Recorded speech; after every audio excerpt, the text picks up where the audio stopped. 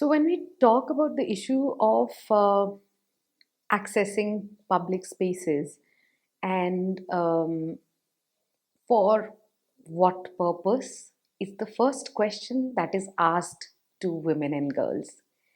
So, that is the first critical issue of where the subtle forms of aggressions start happening with girls, like asking that question, why do you need to go out? For what? For how long?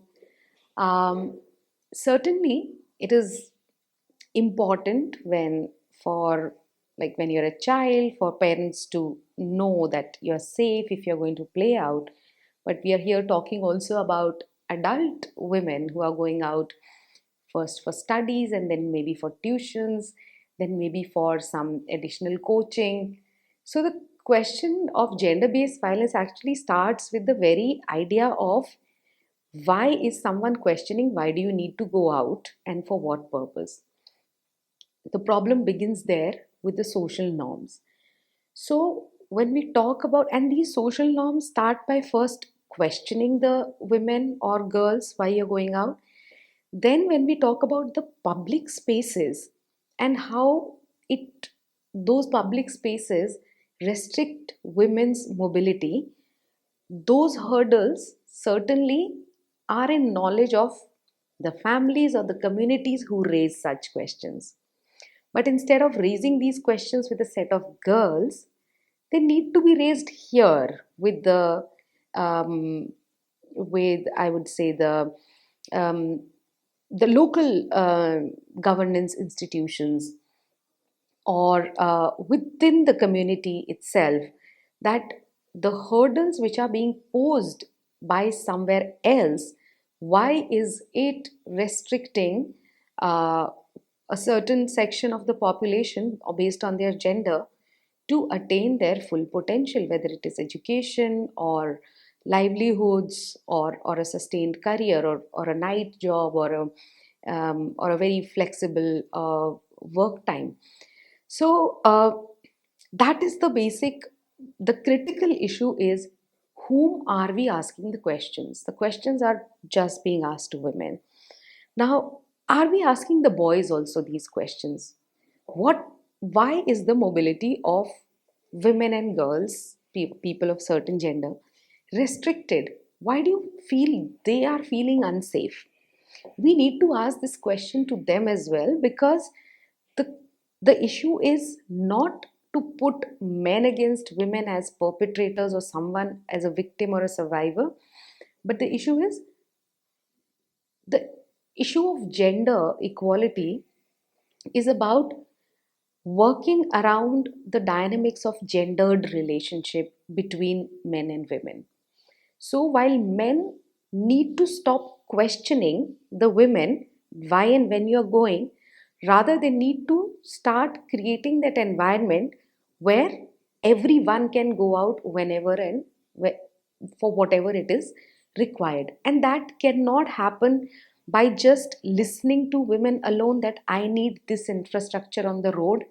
Yes, you will create pavements and pathways, but if you're not involving and like the entire set of population who holds that privilege to be present at any point of time, day or night, in any kind of public space, which is specifically we're talking about men or expression of masculinity in those spaces. The idea that the pavements and pathways have been made, they are lighted, but uh, the idea that usually that pathway is used by um, often people to stop their cars, and there are spaces where which are always stinking, so that men would be using them to as for open using it for toilet, as a toilet. So again, you made a pathway on or you lighted up that pathway or a street on the this thing suggestions on the demand of women. But did we try to change the behavior of other people who use the same pathway? because it's not the women alone who are going to use it, it is everyone. So I think these are some of the critical issues we need to look at. And these discussions need to start within the homes, because it's enough of saying that only women's movement will do so, uh, or only schools will do so, or saying that only a mother would do so. Like, even the siblings need to start talking to each other. We may see that happening in the urban areas, but when we see, like, do the male and female siblings talk to each other after adolescence, that also really goes down as they grow even elder. The communication between male and female sibling comes down, because the male sibling takes that idea of being protectionist. So, how different combinations of men and women within different social relationships can transform these gendered relationship to prevent violence, whether it is in the public space while going out, or while like at your home, when your home becomes a public space, if it's a public meeting or a marriage or something at home. So at any place, we need to create more responsive systems in the governance system, in the legal implementation, in the education system, and also within the health system. Now, primarily health and education, because the first point of contact where anyone who's experiencing violence, say a child or a student is experiencing violence, uh, school or a hospital could be a less threatening space than going to a police station, or going to anyone in a authority, higher authority, to report. um, Rather, where someone can go for help seeking in terms of, you generally are not feeling good but you cannot narrate what has happened with you.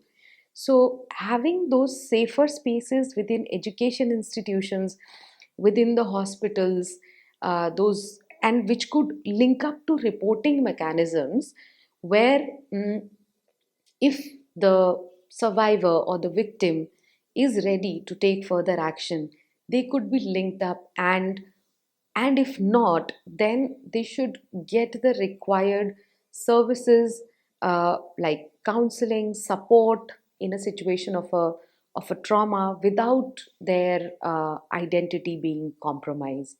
So these are, and this has to be done very intentionally. This will not happen on a certain day that a survivor of sexual violence or physical violence has landed up in the hospital, and then we start calling that whether there's a counselor or not. We need to set up the system, like at least maybe for women survivors of violence, the gynecology department is the most safe place to go to and just talk to a doctor, where you would not even have to take permission of your husband sometimes, because you may just go that maybe you're having some menstrual issue. But at certain places, even to go to a gynecologist or into a district hospital or a PHC, you have to take permissions. But still, even if you go accompanied by someone, there is a scope that you may get a chance to speak separately to the doctor. So I think very small steps are required. And also on the, like, online space is a huge public space where the critical issues of violence are there, because the accessibility of internet is increasing. The popping up of platforms, several platforms where you could showcase yourself as an influencer, as a role model. Those aspirations are also really high, and the risks are all hidden. And on the online platforms, it's very difficult for a lot of people who have uh, no literacy around the online safety to make those decisions where or where not to sign up, which box to click, and which would mean that your number would be revealed or something like privacy issues. So, that is also one huge area of work we need to do with actually all age groups, because it is happening with the elderly as well. Online abuse with the elderly is also on the rise, and of course with girls and women of all ages.